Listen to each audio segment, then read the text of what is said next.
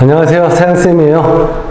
지난번 수리논술 전체 총론에 이어서 강론으로 들어가서 오늘은 한양대학교 수리논술 개요에 대해서 좀 살펴보려고 합니다. 한양대학교에서 수리논술고사를 치르는 모집 단위는 상경계열, 상경계열은 인문논술 문항 플러스 수리논술 한 문항이 출제가 됩니다. 주로 확률과 통계 쪽에서 많이 나오는데 무조건 확률과 통계라고만 볼 수 없는 게 함수의 기본 이론까지 이용해서 풀어내야 하는 문제들을 많이 출제를 하고는 합니다. 자연계열하고 의학계열은 수리논술 두 문항, 의학계열 같은 경우는 수리논술 1에서 2문항 플러스 이제 의학 관련된 논술 문항이 나오겠죠. 전형 요소별 반영 비율이 논술 80%, 학생부 종합평가 20%인데 사실은 98대 2라고 보면 충분할 정도로 학생부 종합평가가 미치는 영향은 대단히 미미하다라고 볼 수 있습니다. 그만큼 논술 전형이 당락에 있어가지고 결정적인 역할을 한다라고 볼 수 있는 거죠. 가장 중요한 게 바로 논술을 얼마나 잘 치르느냐 하는 겁니다. 시험 시간은 총 90분을 주고요. 지금까지 출제되었던 형태를 보면 큰 문항 2개, 그래서 2세트 문항을 주고 한 세트당 3에서 4문제 정도의 수문항이 딸리는 형태로 문항을 출제합니다.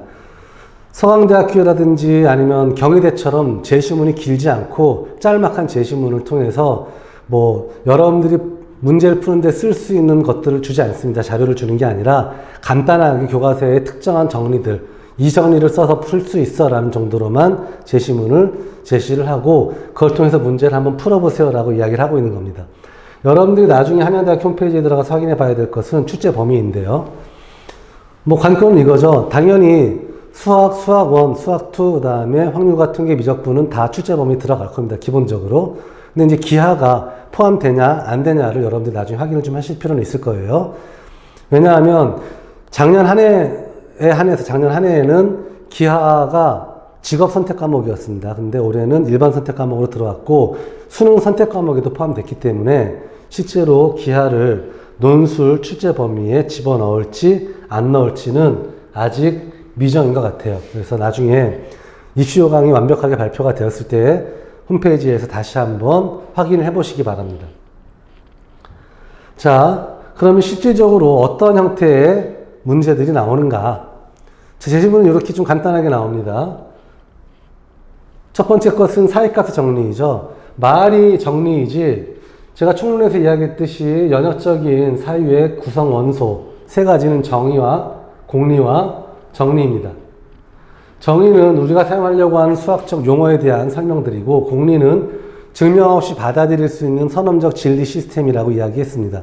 그리고 사실은 이 두 가지만 가지고 정리들을 논증할 수 있어야 된다. 그래서 모든 정리의 논증 과정들이 사실은 새로운 문제를 풀어낼 수 있는 전략적 기초가 되기 때문에 여러분들이 최소한 교과서에 나와 있는 정리의 논증 과정들은 다 살펴보아야만 합니다. 그럼 또 교과서에 정리가 엄청나게 많은데 그걸 다 어느 세월에 다 봐요 라고 앓는 소리 하기 쉬운데 막상 교과서 한번 펼쳐보세요. 여러분들이 논증을 반드시 해야 하는 정리의 개수가 그닥 많지 않습니다. 사실 그 가장 기본적인 정리 몇 개만 가지고 나머지 모든 문제들을 풀어낼 수 있기 때문에 수학이 매력적인 학문이라고 보는 거죠. 암기할 거리가 그만큼 적다라는 겁니다. 그런데 이 사이값의 정리는요, 교과서 어디를 뒤져봐도 말은 정리라고 되어 있는데 논증이 없습니다. 증명하지 않아요. 다만 그림을 통해서 그림을 그려보면 이렇게 되잖아. 그러니까 이게 성립할 수밖에 없어라고 간략하게 이유만 설명해주고 그냥 지나가는 거죠. 그래서 마치 공리와도 같다라고 볼 수 있습니다. 이 사이값의 정리는. 두 번째, 미적분학에 있어가지고 제일 핵심적인 정리의 또 하나는 바로 평균값의 정리입니다. 여러분들은 적어도 최대 최소의 정리에서부터 롤의 정리를 끌어내고 이 롤의 정리를 일반화해서 평균값의 정리를 끌어내는 일련의 논증의 흐름들은 일단 살펴볼 필요가 있습니다. 이건 교과서에 잘 나와 있으니까요. 그래서 왜 최대 최소의 정리를 고등학교 교과서에서 마치 공리인 것처럼 인정을 하는지, 이것만 활용해서 롤의 정리가 어떻게 유도가 되어지는지, 롤의 정리에서부터 평균값의 정리가 유도되어지는 과정은 또 어떠한지를 흐름을 가지고 보면서 논증을 꼼꼼하게 여러분들 손으로 해봐야만 합니다. 그 사유의 흐름을 익혀야지만 실제로 질문이 나왔을 때 그 질문에 답하는 것이 가능해질 테니까요. 마지막, 이것은 이제 구체적으로 우리가 풀 문제에 대한 제시문입니다. 함수 fx는 미분 가능하고 도함수 f'x가 연속이다. 끊어지는 점이 없다는 얘기죠. 직관적으로는. 근데 여러분들은 당연히 연속이다라는 말이 나오면 아, 연속함수의 정의가 뭐였지? 머릿속에 떠올라야만 합니다.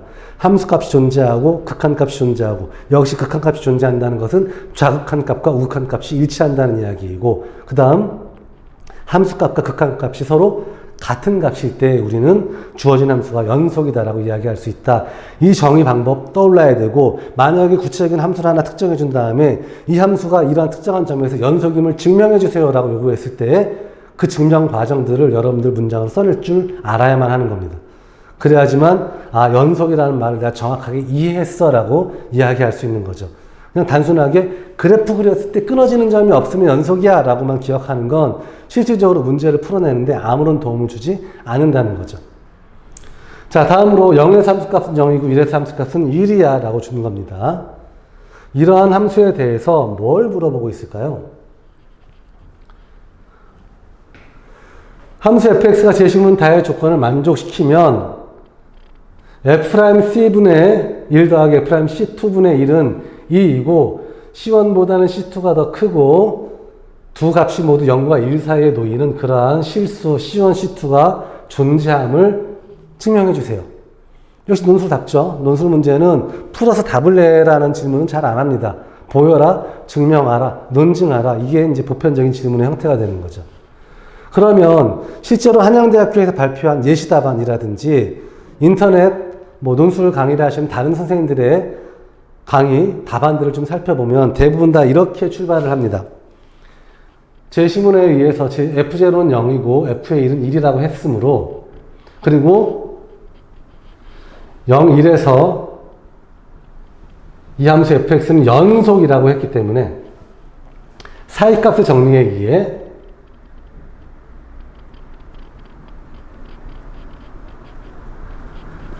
fx의 제로는 2분의 1인 x의 제로가 열린 구간 0하고 1 사이에 반드시 존재한다 라고 출발을 합니다. 그러면 0하고 x의 제로 구간하고 x의 제로하고 1 사이 구간으로 0과 1 사이 구간을 구별을 해서 여기에서 이제 평균값의 정리를 적용을 해보면 x의 제로 빼기 1분의 제로분의 fx의 제로 빼기 f의 제로가 f'C1이 되는 이러한 C1이 0하고 x제로 사이에 있어야 돼 라는 결론을 얻게 되죠. 평균값의 정리로부터. 마찬가지로 이 구간에서 정리를 적용을 해보면 1 빼기 x의 제로분의 f의 1 빼기 fx의 제로의 값이 f'C2랑 같아진 이러한 C2가 x제로와 1 사이 열린 구간에 존재하게 될 거야 라는 결론을 얻게 됩니다. 근데 fx의 제로가 아까 2분의 1이라고 했기 때문에 얘는 2분의 1이고 f제로는 0이라고 했기 때문에 분자가 2분의 1이 되면 알 수 있고요. 그러면 요 값의 역수인 f'C1분의 1은 2분의 1 x의 제로분의 2분의 1이니까 2x의 제로분의 1이 되고 역수를 취하니까 2x 제로가 되겠죠. 그 다음에 요 식에서부터 f의 1은 1이고요. fx 제로는 2분의 1이니까 요게 또 2분의 1이 되죠. 그래서 역수를 취해주게 되면 1 빼기 x의 제로라는 식을 얻게 됩니다. 그래서 두 합은 2x제로는 사라지고 2만 딱 남게 되니까 요 값이 2가 되는 그러한 C1, C2가 요 사이에 존재한다라는 식으로 논증을 하고 있죠. 근데 저는 이런 걸 또 물어보고 싶어요. fx의 제로가 2분의 1이 되는 그러한 x제로가 이 문제 풀이에 필요하다는 걸 어떻게 알았을까요? 지금 이 해제에는 그게 빠져 있거든요. 한양대학교에서 제시한 예시답안에도 그 부분은 빠져 있습니다. 사실 이 부분이 사실 이 문제에서 저는 제일 핵심이라고 생각하거든요. 전략적으로 이와 같은 값을 만족하는 놈이 0과 1 사이에 반드시 존재해야 함을 어떻게 알고 이렇게 출발했을까 하는 거죠. 그걸 찾아내지 못하면 이 문제를 분명하고 정확하게 자기 것으로 체득하지 못하는 거라고 저는 생각해요. 여러분들 한번 시도해 보십시오. 그래서 실제로 그러한 X0를 찾는 것에서부터 출발해서 이 문제를 먼저 풀어내고 나면 두 번째 문제는 이 결론을 보다 일반화시켜가지고 N개로 만들어버린 겁니다. 이거의 논증 과정을 이렇게만 쓰면 두 번째 질문을 답 쓸 때 답안이 너무너무 길어집니다. 그러니 그동안 여러분들이 배웠던 수학적인 표현법들 중에서 이 과정을 압축해서 간단하게 표현할 수 있는 방법들을 찾아내야 되고 시그마를 이용한 표현법들을 분명하게 체득하고 있어야지만 두 번째 질문의 답을 멋들어지게 쓸 수 있습니다. 똑같이 결론이 나와서 증명이 끝났다라고 할지라도 그 증명하는 과정이 얼마나 효율적이고 아름다우냐에 따라서 점수에 차등이 갈 수밖에 없게 됩니다. 그래서 보다 훌륭한 답변을 만들고 싶다면 사실 여러분들 스스로가 자신의 지적 호기심을 계속 확장하고 채워나가는 식으로 공부를 하는 것이 맞습니다. 그래야지만 질문의 의도를 파악하고 전략적으로 접근해서 문제를 풀어내는 것이 가능해지는 거죠. 예, 그래서 그런 의미에서 저는 안 풀어주는 겁니다. 끝까지 안 풀 겁니다. 여러분들이 한번 풀어보십시오. 그리고 그러한 X제로를 만약 이러한 놈이 존재한다는 게 왜 이 문제의 풀이 핵심인지를 스스로 밝혀낼 수 있었다 그러면 훌륭한 겁니다. 자, 오늘은 한양대학교에 대한 이야기를 살펴봤어요. 총론부터 시작해서 강론 가면서 제가 늘 강조하는 이야기는 딱 하나입니다. 제대로 공부합시다.